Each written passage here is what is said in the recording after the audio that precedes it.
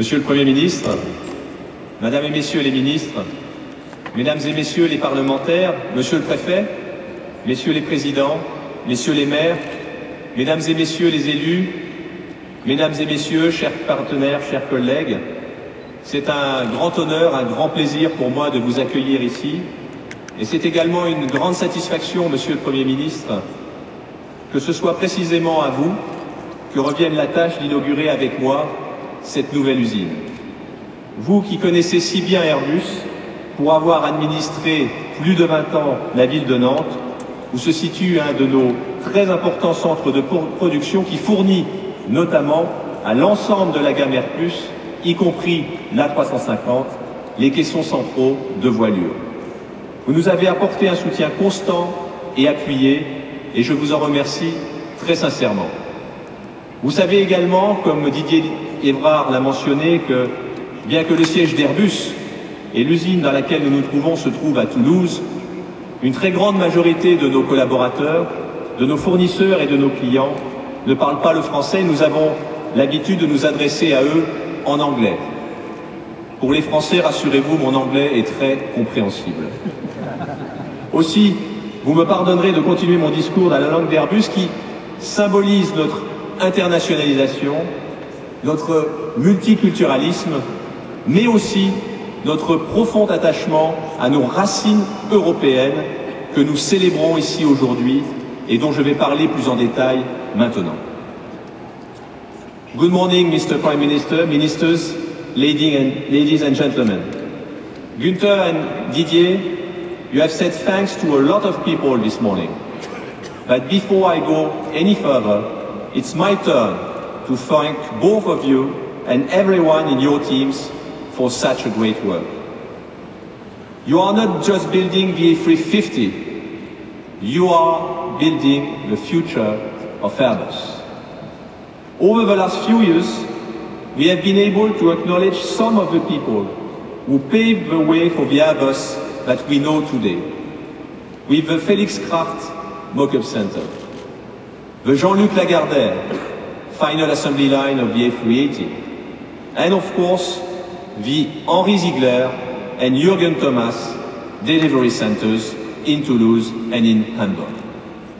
Thanks to them and the tens of thousands of dedicated men and women who have worked here over the last 40 years, the Airbus family has come a very, very long way. Today, we are a concrete example of European success on the global stage. And while so many others are cutting back, we continue to hire, to invest and to expand in France and in Europe. We employ about 60,000 people around the world, and we have hired nearly 9,000 in the last 2 years, nearly half of whom are in France. We support more than 160,000 high-qualified jobs in Europe. And we are the market leader in an industry that supports almost 9 million jobs in Europe. As usual, there has been some speculation about who we would honor with this newest facility. The pioneers I just mentioned share a history that few people could live up to. The A350 carries forward a wide-body heritage that started 40 years ago. You could see some pictures with the A300. And it represents Airbus' future in possibly the most competitive industry on Earth. That's a lot of responsibility to put on one set of shoulders. Which meant that within Airbus, the choice of name was pretty simple. One name stood out. By way of an introduction, let me repeat the words of Frank Borman, the commander of Apollo 8 and later CEO of Eastern Airlines. He is a genius. He has the broadest, and I didn't meet him, he has the broadest understanding of anyone alive of the entire range of systems in an airplane. He is a composite of qualities and capabilities that probably only 3 or 4 people in the United States combined among them. And that reputation was well earned.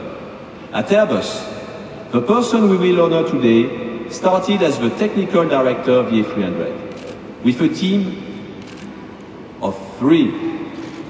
By the launch of the A320, it had taken flight safety to a new level with the introduction of fly-by-wire and cockpit commonality. It changed the face of air travel by putting customers at the heart of all the pioneering technologies and industrial processes introduced. And with a rare mix of both technical and political skills, which are well required in Airbus and EADS, it demonstrated just how much could be achieved through European cooperation. He once said that you can't compete by copying rivals. You've got to do something better, much better.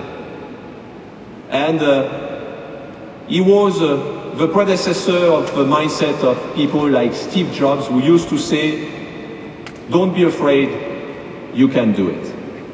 And that entrepreneurial vision still drives Airbus and everybody who works with us. It drives our customers who provide invaluable input for aircraft design and continually push us to do better. Airbus is and always will be customer-oriented. So I'm really proud to have you with us today. Thank you.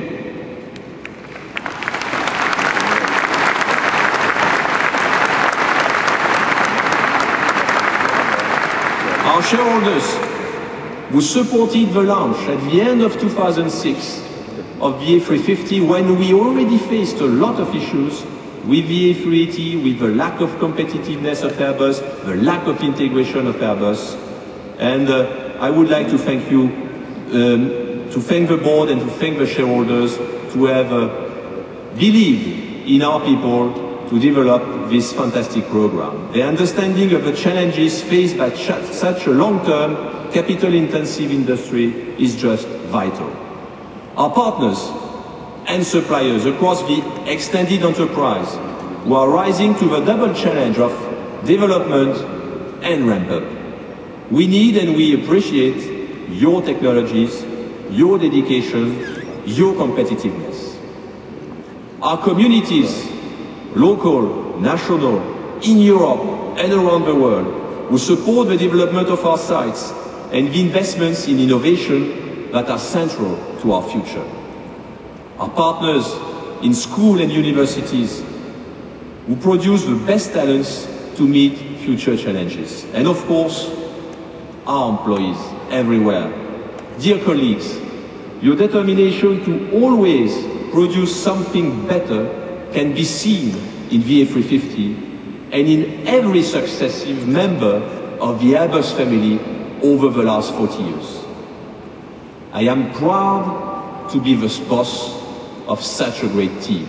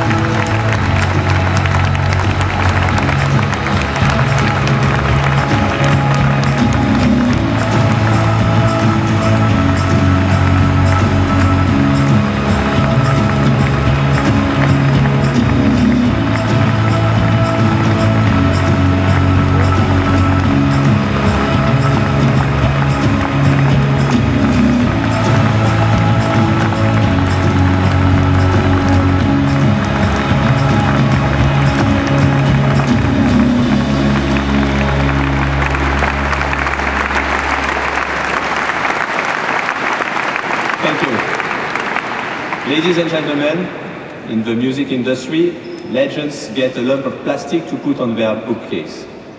In the aviation industry, they get a little bit more, 70,000 square meters of gleaming state-of-the-art technology.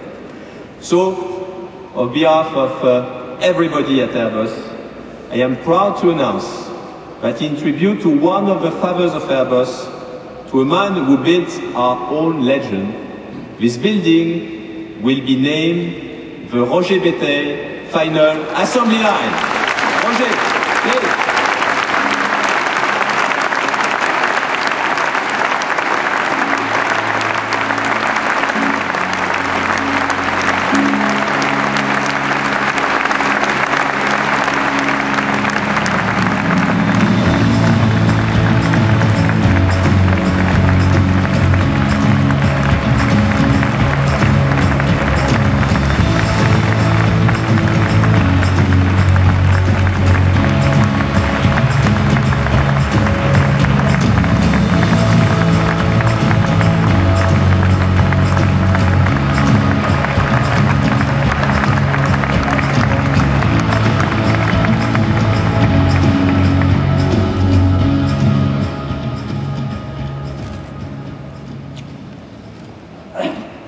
Je crois qu'il va sans dire que je suis très ému. En hommage à la ville de Toulouse et à tous ceux qui, en France, ont travaillé dans l'Airbus, qu'ils soient politiques, travailleurs ou tout autre, je vais me permettre de vous imposer 2 fois mes remerciements.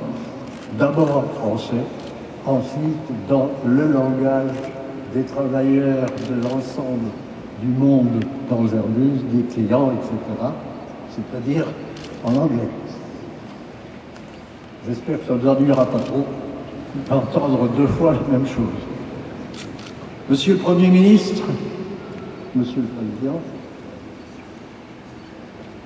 toute personne travaillant plus ou moins, toujours plus, plutôt que moins, à l'Airbus.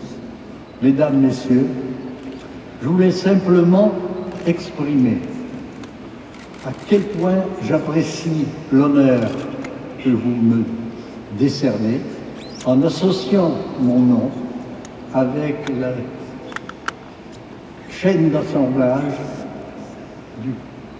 de l'appareil le plus avancé du temps. Mais ce qui me fait le plus plaisir, c'est que 37 ans après les 18 années que vos prédécesseurs et moi-même avons utilisé à établir les racines de cette immense histoire, vous avez réussi à atteindre un but qui, dans ma jeunesse, était complètement impossible, même pour rêver. Parce que, à l'époque, malheureusement, la plus grande partie des efforts des industries était consacrée à démolir le voisin. En travaillant tous ensemble, main dans la main, et dans la paix, vous avez atteint ce but incroyable d'établir en Europe le plus important constructeur et le meilleur d'appareils de transport civil dans le monde. Ladies and gentlemen, I would just like to express how much I appreciate the honor that you bestow on me by associating my name with the assembly line of the best and most advanced airliner of the time. But what makes me really happy is that 27 years after the 18 years I and a number of predecessors spent establishing the roots of this venture, you were able to reach a target which, in my youth, was totally impossible even to dream of, as at the time a large part of the efforts of the industries was devoted to the destruction of one's neighbor. By working hard together, hand in hand, and in times of peace, you reach this formerly incredible target of establishing in Europe the largest and best airliner manufacturer in the world. Thank you for that.